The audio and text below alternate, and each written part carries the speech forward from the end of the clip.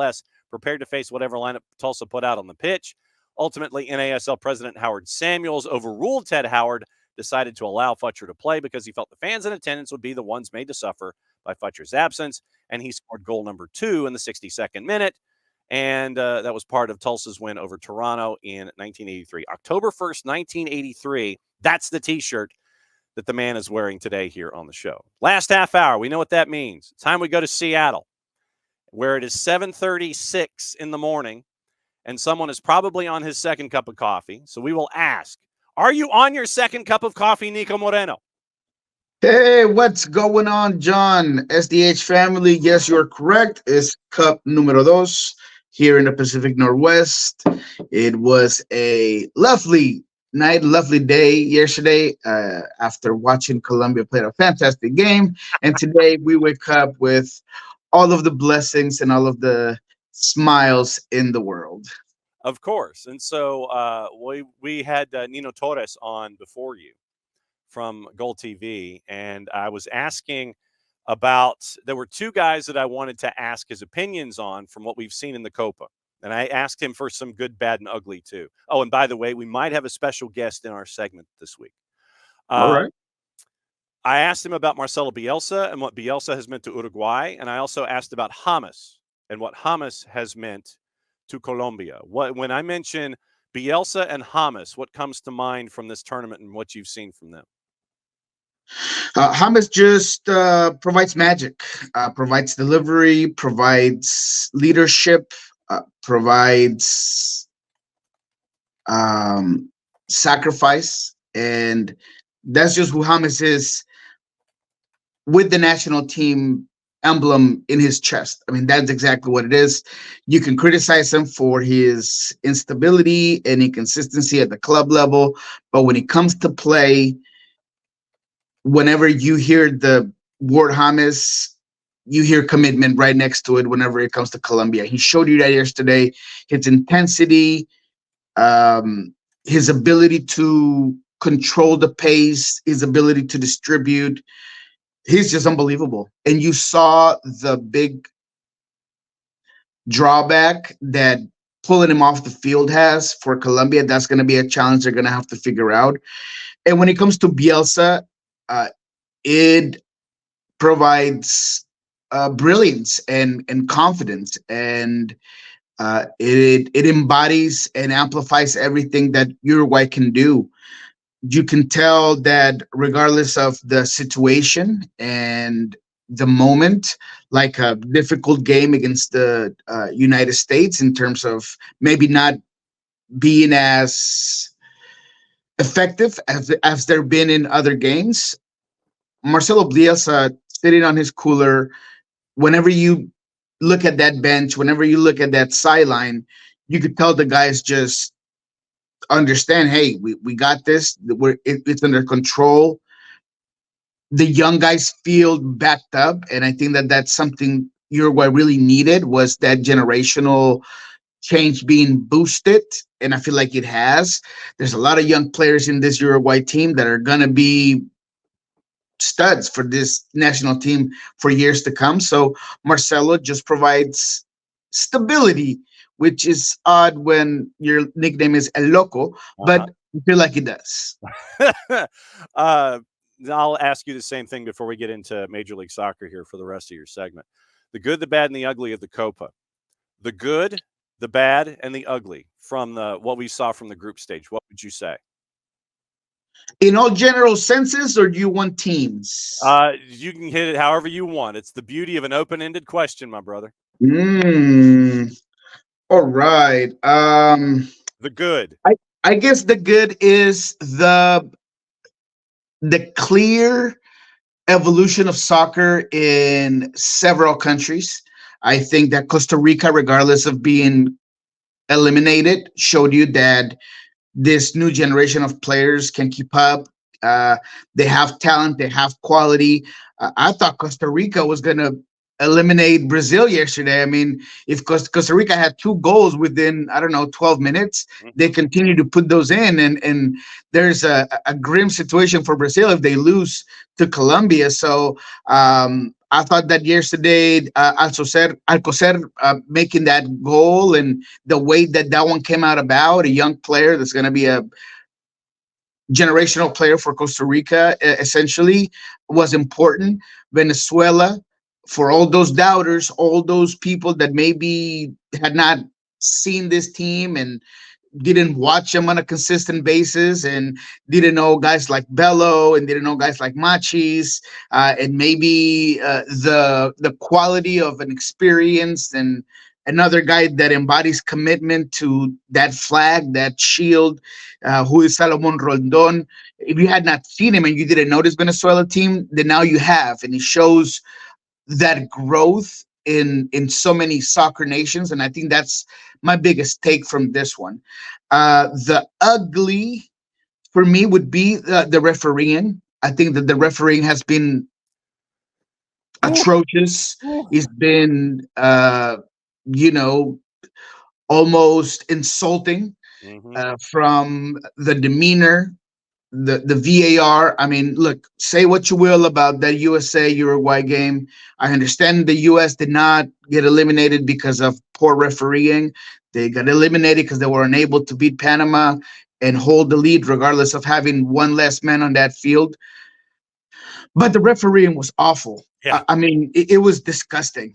And that guy should not be able to ref a high school game from here on out. And it was just everything that has come with CONMEBOL and CONCACAF in this tournament, because that's not the only bad call. That's not the only bad managed game that we've had in Copa America. So that's been the ugly for me. And then what's the other one? Bad. The bad. The bad could be easy. The bad could be the two host nations being eliminated, because I say two because the US and Mexico could very easily have been called host nations, right? Yeah. On one side, US national team eliminated with their golden generation in a very beatable group. The way that it came about, the inability to score, the problems that you see coming forward because you don't really know what's going to happen with Greg. You start doubting everything about your current leadership and current process that you've kind of been building. A guy that you held on even after there was some controversies and he was supposed to be your guy. So now you're doubting that decision to keep Greg. And on the other hand, Mexico, you were warned, you were told, I mentioned it, they were going to flame out, and they did. And the ugly is an awful, awful, sad soccer talent pool of players for Mexico. If you didn't know that Antuna is a guy that was limited, now you know. If you didn't know the uh, Alexis Vega was a guy that has peaked, now you know. If you thought and you were of the mindset that Santi Jimenez was going to be God sent and you had been overhyping him over the last 3 or 4 months, now you know that's not it. So Mexico has to figure it out. Mexico has to break it down, rebuild it, and provide their nation and their wonderful fan base with a whole new infrastructure to get better. So I think that was the bad. All right, Jared has joined us. He's not the possible special guest, but Jared's crashing with us. No, I'm not and special here. No. I'm just- So, do you want to, Jared? You can ask a Copa question. You can steer it to Major League Soccer because we got 20 minutes left with Niko. How do you want to play? I'm steering it to Major League Soccer because Okay. I've been wanting to ask Niko about this since I saw the news the other day. But St. Louis firing the reigning manager of the year half a season into their second season of existence. Mm-hmm. What? What? That's surprising, man. It is surprising that a coach that to me was robbed from coach of the year last season, and that in whatever context you want to put behind, got this team to be the best team in the Western Conference with probably a lot less talent than most teams in that Western Conference, with less resources, with a new feature system of play that took the league by storm. And this year, you get rid of a few important players for San Luis. You don't give him anything else. You give him a right back that's been decent.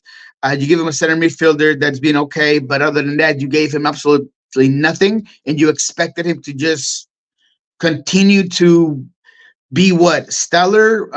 Now with a lot of data on the way he plays. Injuries have hurt this team. I mean, Pompeo out for this season. Claus had some issues.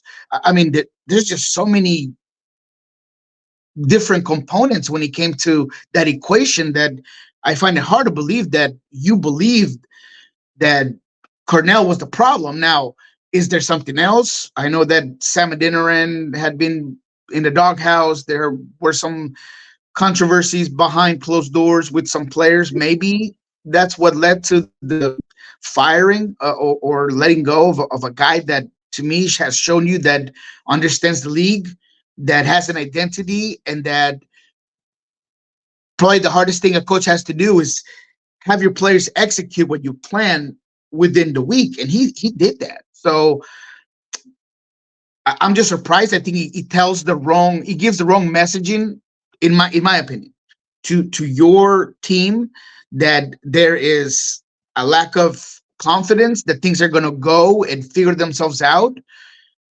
Because if you look at that last loss, I mean, you're losing to a Vancouver team that was opportunistic, that found their way.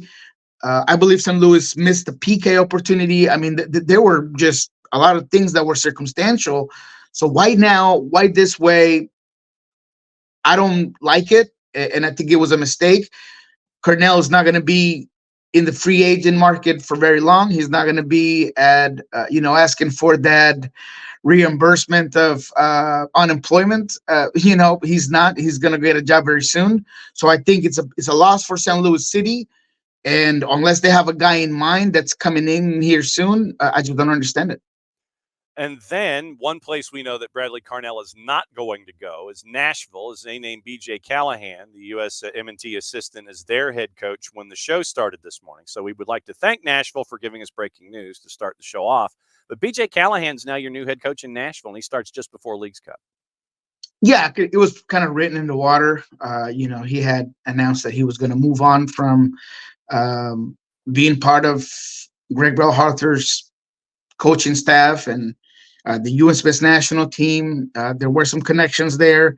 I think he's a good guy to give you some sense of hope. A guy that understands the soccer scene, someone who, to my understanding, is a very good players coach. He's well liked around players. He's well liked around the league. So Nashville is another one of those teams that a head coach is not going to fix it, but maybe he's going to give it some direction. Now it's part of the front office's job to give him the tools so he can get this team where they should be and maybe beyond where they had been. Because if Gary Smith was let go, was because he couldn't get you over that hump. Can BJ?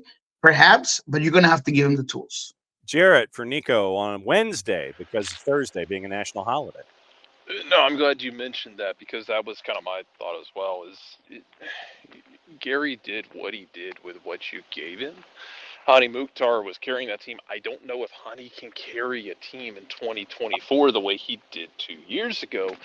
Not to say like it's a one-for-one to Carlos Vela. When he was at LAFC, he's just not the same guy. Like, guys can't carry it the same way. I have the same questions that you do about the investment and how much you're willing to give those guys. For your and this segues into my question for you. I mean, we know, like, here locally, the summer window is huge. What are some other teams you're looking at in this summer window who could make or break their fortunes for 2024 in the biggest way? There's quite a few. Let's start with Nashville. I mean, you saw them against Inter Miami play Sam Surridge out wide, which was very odd to me, but that's kind of what they had to work with. I thought he did. I thought he played well, actually. I was very surprised. It's not something that I thought he had within his play, and he did it well. But they're going to have to add up a winger. They're going to have to figure out if Sam Surge is going to be a player you're willing to sacrifice out wide. Then are you going to go get another 9? I mean, there is question marks, in my opinion, in terms of that midfield. The center defensive midfield position, you're going to have to figure out. You're going to have to revamp that position as well, especially when you're kind of noticing the problems you've had with just ball control and tempo control within Nashville. Now, we'll wait and see what BJ wants to implement as his soccer module, which is going to take some time. But I think that's going to be one team. Houston, Jesus. Houston is a team that is going to really need to go out there and find themselves a big 9. I guess Ponce is the guy that's going to come in. Pereira has looked good, so maybe they feel comfortable there. But I feel like adding another piece to a team that has looked really good. I was watching that Charlotte game, and I was pretty satisfied with the style of play that Ben Olsen, which is just blows my mind that I'm saying this, but they just play well. I mean, they hold the ball. They have long spells of possession. Hector Herrera has looked fantastic. It seems like that competition level has really helped Ferreira.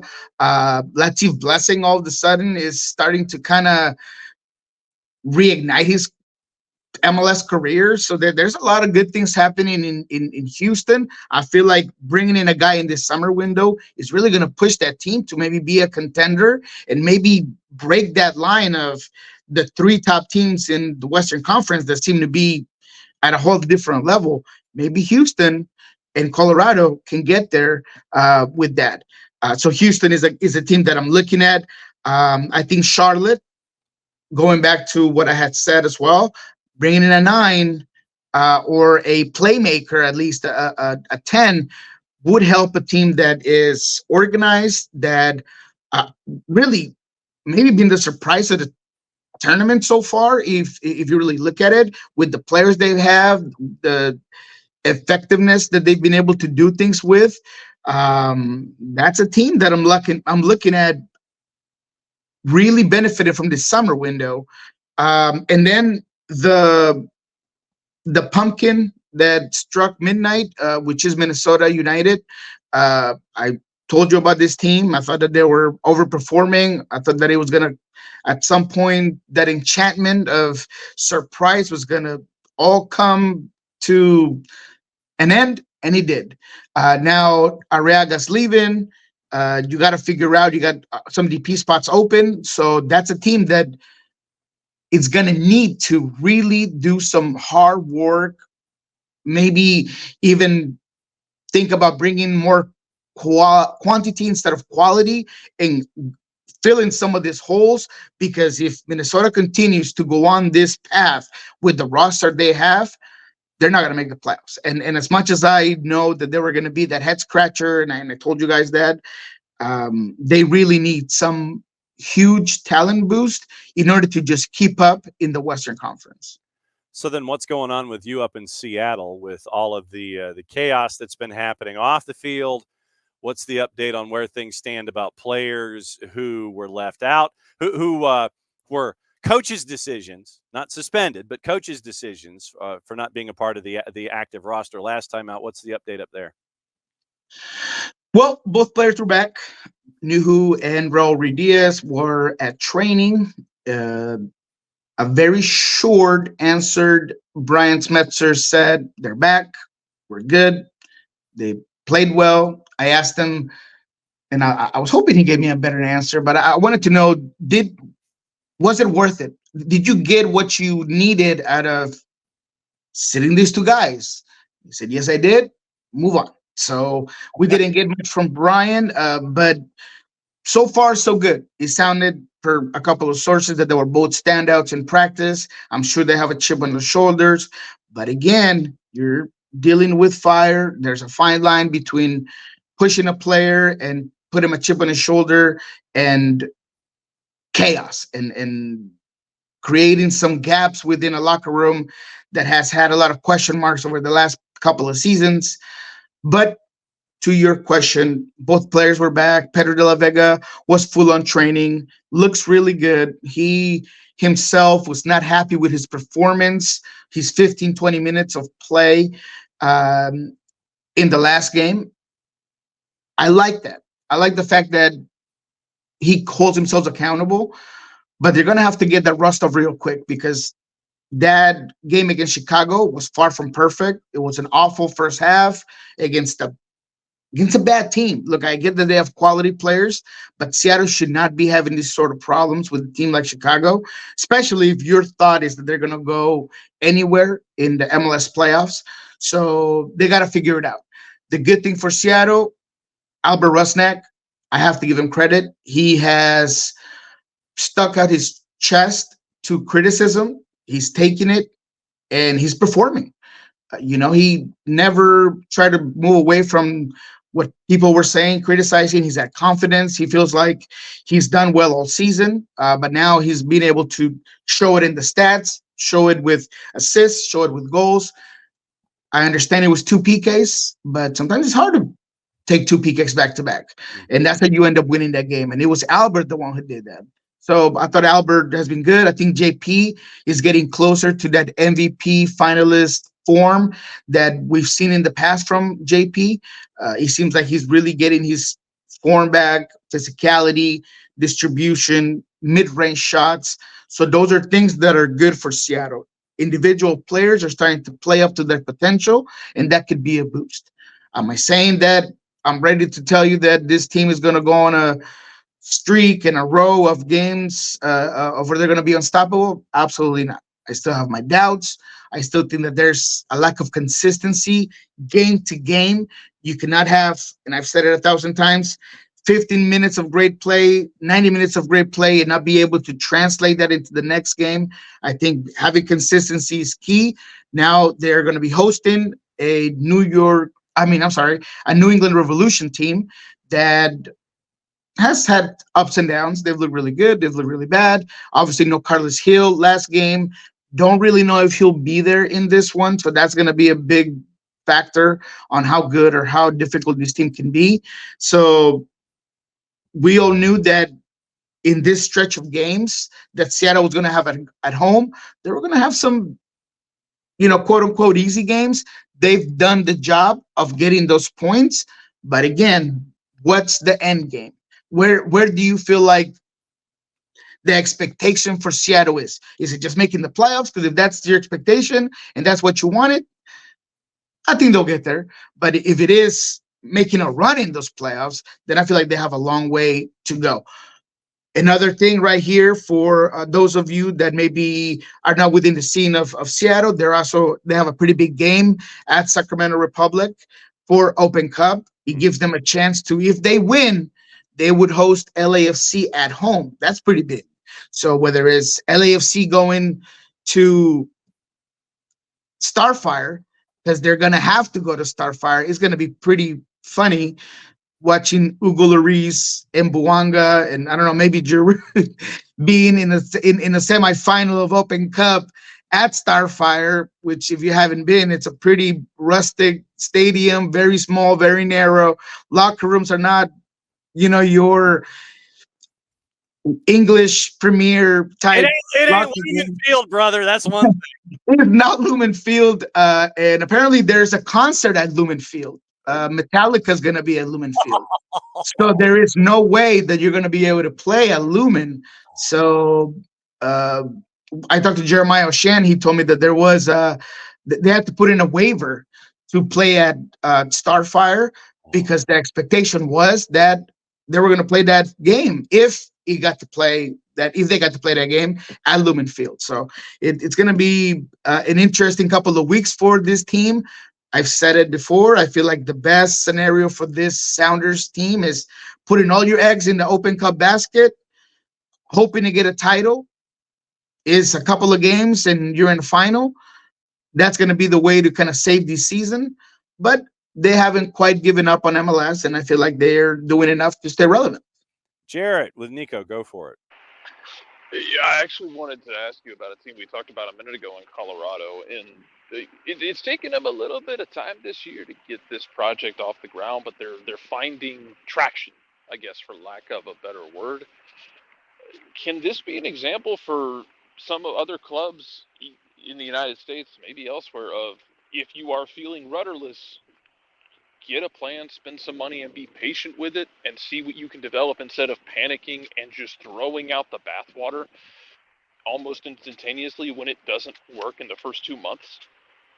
Yeah, I mean, absolutely. And, Colorado, they've had some inconsistencies of their own. I mean, you look at that hat trick game by Bogut's will tell you that, they've had some issues.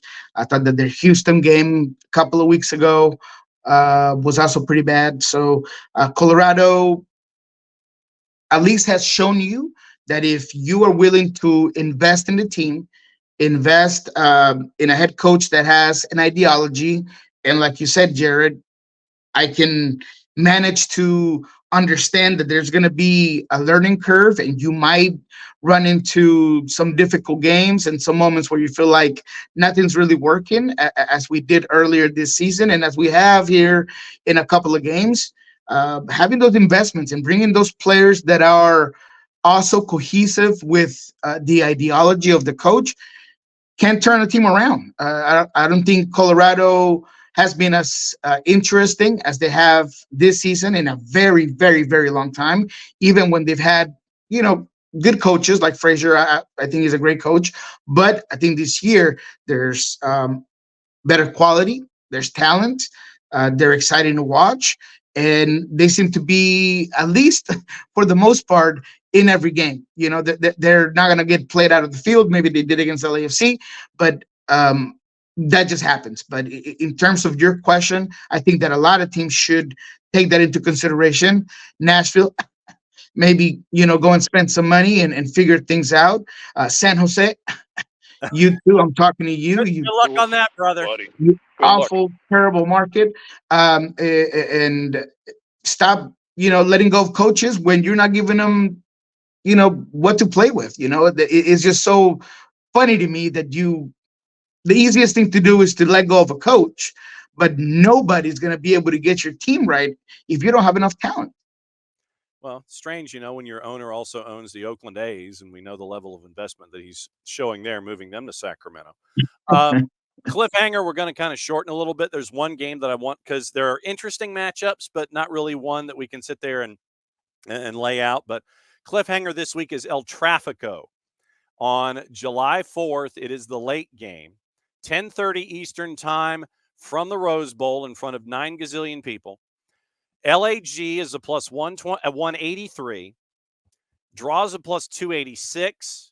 LAFC is a plus 125. El Trafico, Niko, what say you?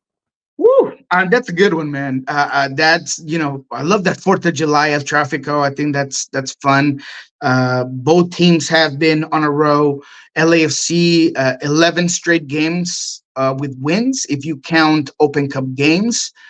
They have been really dangerous and effective on the attacking end. 14 goals in their last 5 games. I feel like Dennis Bouanga has grown into this distributor and volume creator that is going to be real difficult for LAG to kind of hold on to. But LAG is no slough, and they are going to be in there for vibes. I mean, Ricky will be back. Ricky is the guy that's willing to be that villain, El Payaso. He kind of embodies these sort of games. So seeing him probably start this game is going to be interesting, regardless of how good Fagundes has been and how maybe structurally sound the LA Galaxy have looked with Fagundes running the show. But I feel like Ricky, this is what you brought Ricky for. This is what Ricky is supposed to do, is come up with these big games.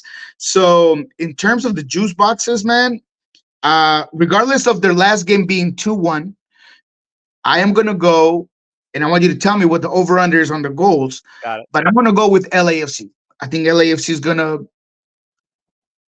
going to continue their ability to play against the ball, their ability to just kind of adapt to different games. I think Atuesta was a huge home run for this team. He's really helped out Elias Sanchez. I feel like he's given him a lot of balance and a little bit more of a hold up play, and a guy that really brings out the ball clearly from the back end.